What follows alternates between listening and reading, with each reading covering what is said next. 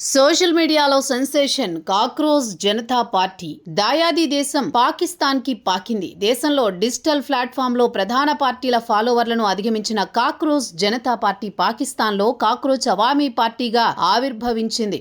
ఇండియాలో జెన్ జీ యువత నుంచి స్ఫూర్తి పొందిన పాకిస్తాన్ యువత cockroach Awami party, cockroach Awami league తదితర పేర్లతో డిజిటల్ మాధ్యమాల్లో పేజీలు క్రియేట్ చేస్తున్నారు. ఇండియాలో తీవ్ర చర్చనీయాంశమవుతోన్న కాక్రోచ్ జనతా పార్టీ నుంచి కాపీ కొట్టి తాము కాక్రోచ్ అవామ్ పార్టీ పెట్టామని పాకిస్తాన్ యువత ప్రకటించుకుంటోంది. అంతేకాకుండా కాపీ కొట్టినా పర్వాలేదు, నినాదం ఒక్కటే అంటూ సమర్థించుకోవడాన్ని విశేషంగా చెబుతున్నారు. మరోవైపు దేశంలో సోషల్ మీడియాలో పరిణామాలను నిశితంగా గమనిస్తున్న ఇంటెలిజెన్స్ అధికారులు కాక్రోచ్ జనతా పార్టీ పేజీల్లో కంటెంట్ పై పూర్తి నిఘా ఉంచినట్లు చెబుతున్నారు.